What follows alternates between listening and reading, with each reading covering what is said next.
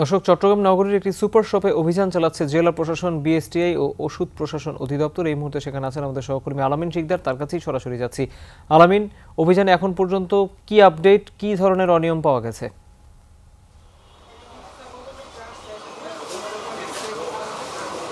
তহিত, আমি যে ফার্মাসিটিতে দাঁড়িয়ে রয়েছি সেটির নাম লাজ ফার্মাসিটি। আর সেটাতে আসলে আমরা দেখতে পাচ্ছি যে পাশাপাশি সুপার শপের মতো যেমন চকলেট পণ্য, বিভিন্ন খাদ্যপণ্য এবং যেসব সাবান জাতীয় যেগুলো রয়েছে, শ্যাম্পু, এইসব পণ্যগুলো আসলে এখানে দেখতে পাচ্ছি। ফার্মেসির পাশাপাশি এইসব পণ্যগুলো তারা বিক্রি করে। তবে বড় কথা হচ্ছে এইসব পণ্যগুলো আসলে বৈধ পথে আসেনি, এমনটাই মন্তব্য করেছে এখানে বিএসটি এর যারা রয়েছেন। এই যে হাতে কিটকেট চকলেটটি দেখতে পাচ্ছেন, সেটি মদিনা এন্টারপ্রাইজ জিসি সার্কেল লেখা 100 টাকা এটার মূল্য নির্ধারণ করা হয়েছে। তবে এটিতে বিএসটি এর কোনো যে লোগো, সেই লোগোটি আসলে নেই এবং বিএসটি এর কর্মকর্তারা এখানে রয়েছেন, তারা বিষয়টি নিশ্চিত করেছেন। পাশাপাশি এখানে বেশ কিছু ব্যথানাশক যে মুভ মলম, যেটি ইন্ডিয়ার পরিচিতি রয়েছে এটির, সেই ইন্ডিয়ার তৈরিকৃত এই মলমটি যদি বলতে চাই যে ক্রিমটির কথা বলবো, সেই ক্রিমটি আসলে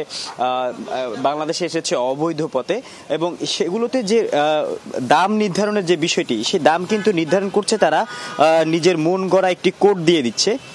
সেই কোডের মাধ্যমে আসলে তারা পরবর্তীতে সাধারণ যে ক্রেতারা আসছেন তাদের কাছ থেকে যখন যেভাবে পারছেন সেইভাবে তারা দাম রাখছেন এবং এখানে অভিযান চলছে। আমরা একটু জেলা প্রশাসনের নির্বাহী ম্যাজিস্ট্রেট যিনি রয়েছেন প্রতীক দত্ত, তার সাথে একটু কথা বলবো।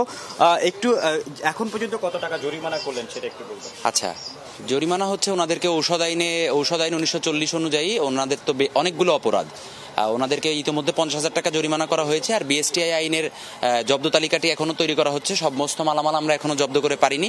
ঔষধ আইনে ওনাদের সবচেয়ে প্রথম অপরাধ হচ্ছে ওনারা কোনো কোয়ালিফাইড পার্সন বা একজন ফার্মাসিস্ট, যেটা অবশ্যই থাকা উচিত ছিল, এটা ফার্মাসিস্ট ছাড়া ওনারা ঔষধ বিক্রি করেছেন। এবং ওনাদের দ্বিতীয় যে অপরাধ সেটি হচ্ছে যে ওনারা বেশ কিছু অনিবন্ধিত ঔষধ ওনারা বিক্রি করেছেন। এই বিষয়গুলো আসলে তহিদ শুনতে পেলেন, বেশ কিছু অনিয়ম আসলে এই জায়গাটিতে তারা যে লাস্ট ফার্মা, সেই লাস্ট ফার্মাতে এসে পেয়েছে এবং এখনো পর্যন্ত যে জরিমানা কার্যক্রম সেটি চলমান রয়েছে। সেই অনুযায়ী আসলে তাদের অপরাধের ধারা দেখে আসলে তারা জরিমানার হার বাড়াচ্ছে। ধন্যবাদ আপনাকে আলামিন।